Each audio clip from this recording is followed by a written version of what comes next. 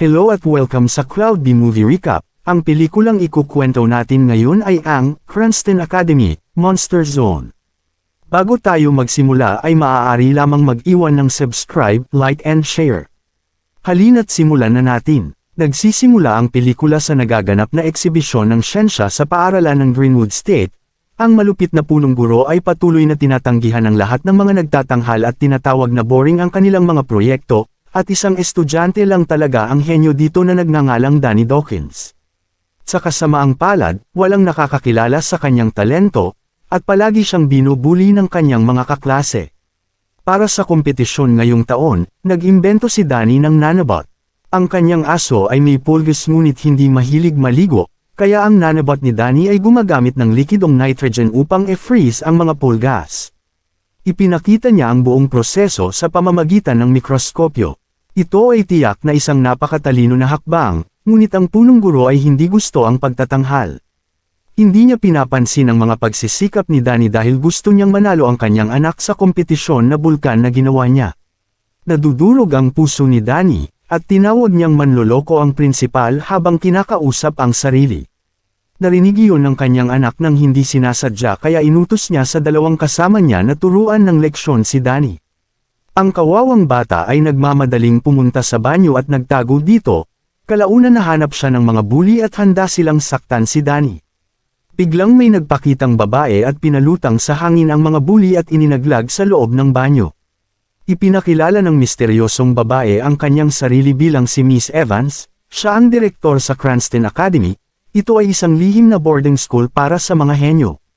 Siya ay sinusubaybayan ng akademikong pag-unlad ni Danny sa loob ng maraming taon at naniniwala na siya ay karapat-dapat sa mas magandang lugar kung saan pinahahalagahan ang kanyang talento. Nag-aalok siya sa kanya ng isang ganap na pinondohan na scholarship sa Cranston Academy. Tutulungan ng paaralang iyon si Danny na maabot ang kanyang buong potensyal at hayaan ang kanyang imahinasyon.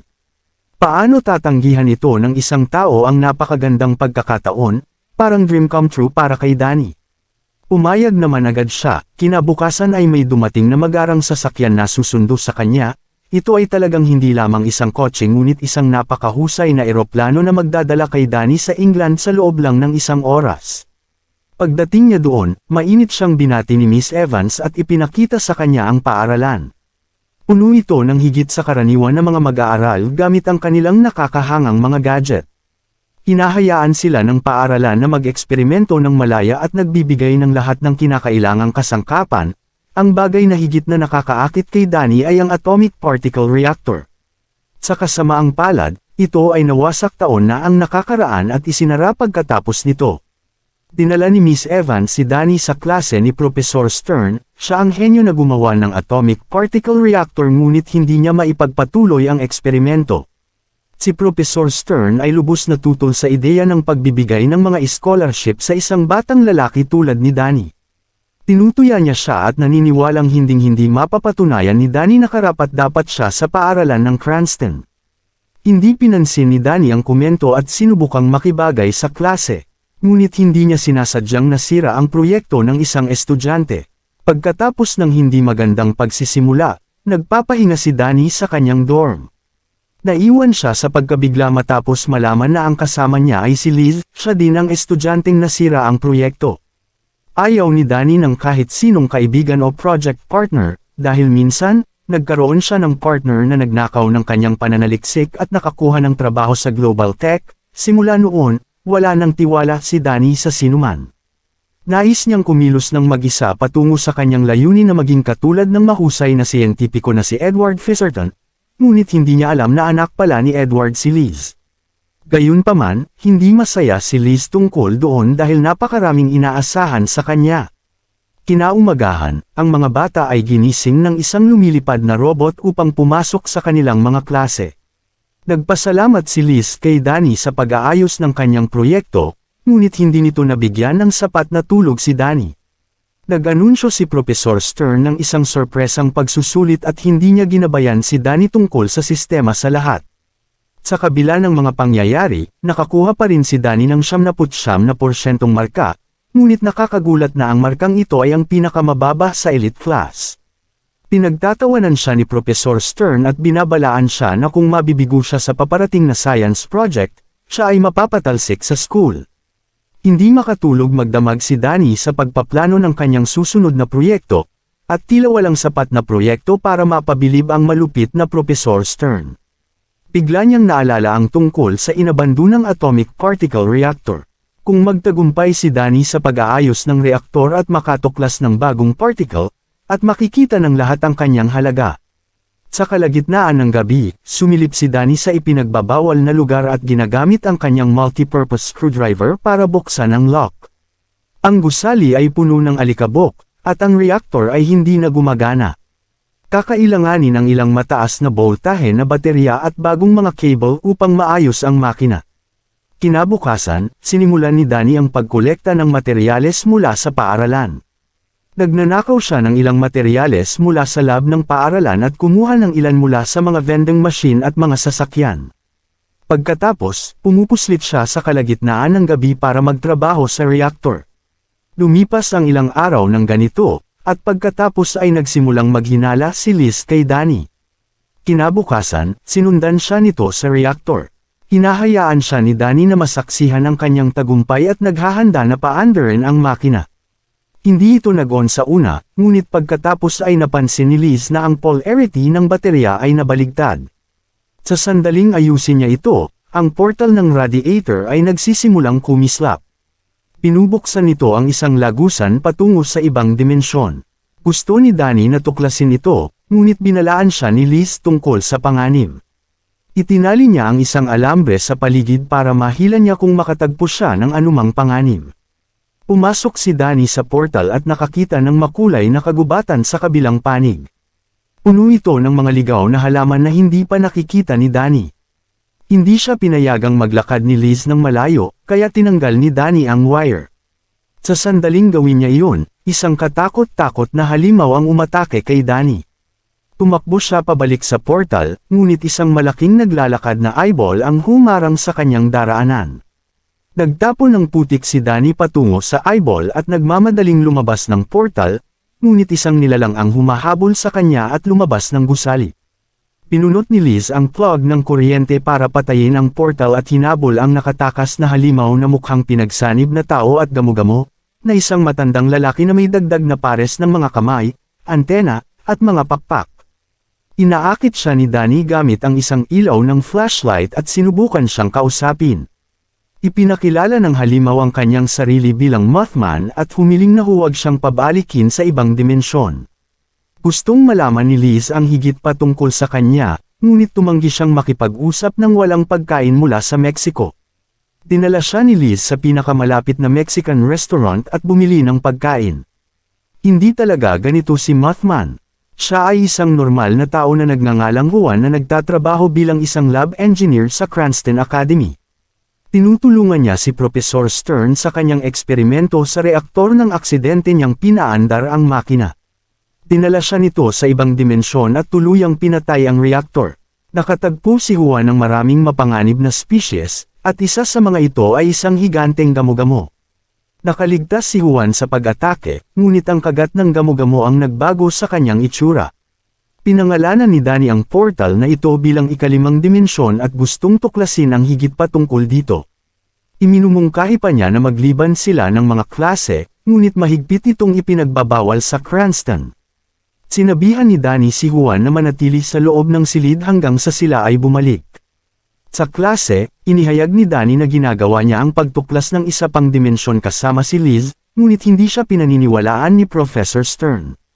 Pinayuhan din niya si Liz na layuan ang baliw na bata, biglang napansin ni Danny si Juan na nakatayo sa bintana ng classroom, kaya humingi siya ng pahintulot na pumunta sa banyo, at ganoon din ang ginawa ni Liz. Nakahanap si Juan ng ilang masasarap na pagkaing Mexican at pumunta ito upang ibahagi ito sa mga bata. Ngunit nakalimutan niyang mukha siyang halimaw, lahat sila ay bumalik sa portal at napansin na ito ay na-activate ng walang enerhiyang pinagmulan, at mas maraming halimaw ang makakalabas dito at gumala sa buong paaralan. Biglang nakarinig sila ng nakakakilabot na hiyawan ng mga estudyante at siguradong inatake sila ng mga halimaw. Sina Danny, Liz, at Juan ay sinundan ng ingay at nakarating sa mga computer lab. Isang pink na malansa na halimaw na tinatawag na Manuel ang malayang naglalakad. Hinahabol nito sina Danny at Liz at sinira ang buong lab. Inihagis ni Danny kay Manuel ang formulated hot sauce ni Juan, at nakatakas ito sa gusali. Si Miss Evans at Professor Stern ay lumapit doon at humingi ng paliwanag. Sinabi sa kanya ni Danny ang buong katotohanan, ngunit hindi siya pinaniwalaan ni Stern, dahil paano aayusin ng isang bata ang isang bagay na hindi magawa ni Stern. Dinala ni Miss Evans ang mga bata para sa karagdagang investigasyon. Bago sila makasakay sa sasakyan, sumakay si Manuel dito at kinuha si Evans, dinala siya nito pabalik sa loob ng portal. Nang makarating doon sina Danny at Liz, napansin nilang mas lumaki ang portal na maaari nitong hayaang dumaan ang mas malalaking halimaw, at nangyari nga ito, isang higanteng ahas ang gumapang palabas at nagmamadaling pumunta sa paaralan. Ayon sa mga kalkulasyon ni Liz, maaaring kainin ng portal ang lahat sa loob lamang ng 24 na oras kaya dapat itong isara bago mangyari yun. Habang sinusubukan ng mga bata na gumawa ng paraan, nagsimulang kumilos si Juan ng kakaiba. Umikot ang mga mata niya, at hinawakan niya ang mga bata habang nagsasalita ng, "Dalhin mo sila sa utak." Inihagis sa kanya ni Danny ang mainit na sarsa, at si Juan ay bumalik sa katinoan.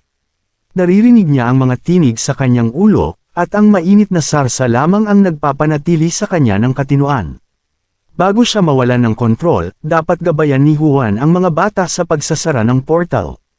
Ang mga halimaw ay kumalat kung saan-saan at umatake sa mga estudyante sa dorm at sa campus. Samantala, naghahanda sina Danny at Liz para pumasok sa portal.